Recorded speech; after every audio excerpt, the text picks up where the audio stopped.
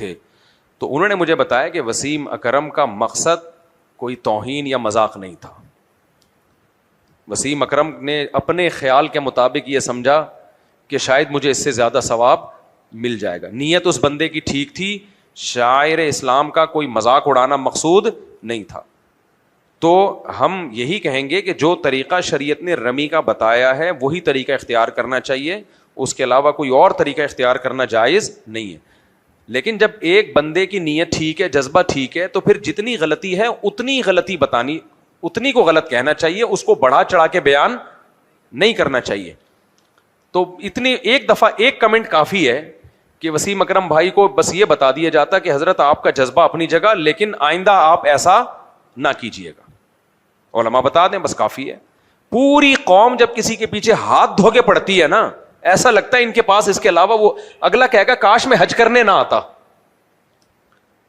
دیکھو نبی کریم صلی اللہ علیہ وسلم کے دور میں بھی ہمیں غلطیوں کی مثالیں ملتی ہیں. نبی نے کیسے تنبیہ کی ہے. امام رکوع میں جائے, ہمیں حکم یہ ہے کہ وہیں سے رکوع میں نہ چلے جاؤ, صف میں شامل ہو, رکوع مل جائے تو ٹھیک ہے, نہیں تو ایک رکعت بعد میں پڑھ لو, یہی ہے نا. لیکن صحابی سے ایسا نہیں ہوا. امام رکوع میں تھا, صحابی مسجد میں دور سے ہی رکوع میں چلے گئے, ٹھیک ہے نا.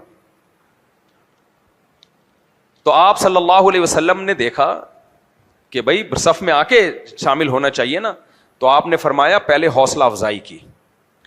دیکھو کیسی بہترین تعلیم ہے. غلطی کو غلط بھی کہا نبی نے, لیکن چونکہ ان کی نیت بری نہیں تھی تو ان کی حوصلہ افزائی کی. فرمایا زادک اللہ حرصاً, تمہاری جو جماعت کی نماز میں شامل ہونے کی حرص ہے اللہ اور بڑھا دے.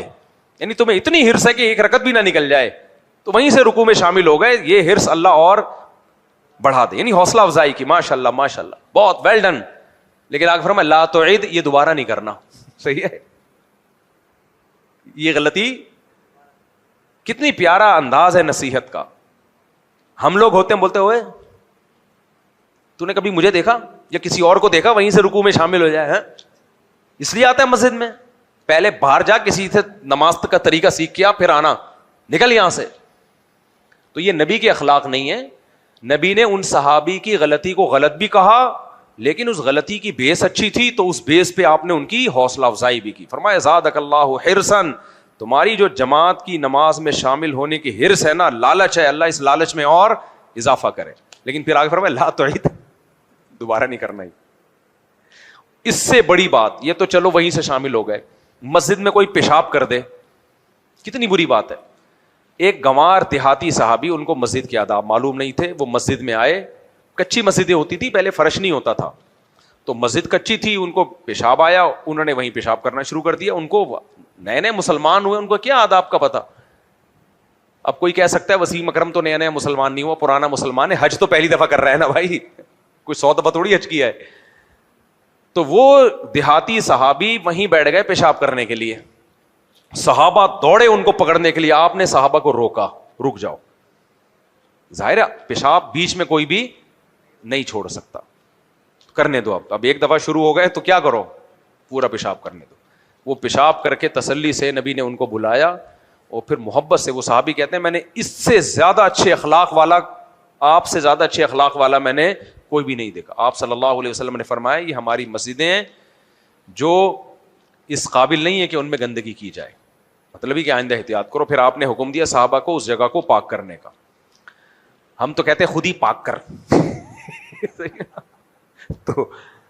تو ہمیں نبی کی سیرت میں ملتا ہے. اب آرام سے ایک دفعہ بتا دیا جائے بھائی ایسا کرنا بہتر نہیں ہے, بس کافی ہے. پیچھے پڑ گئے بندوقیں لے کے, توپیں لے کے,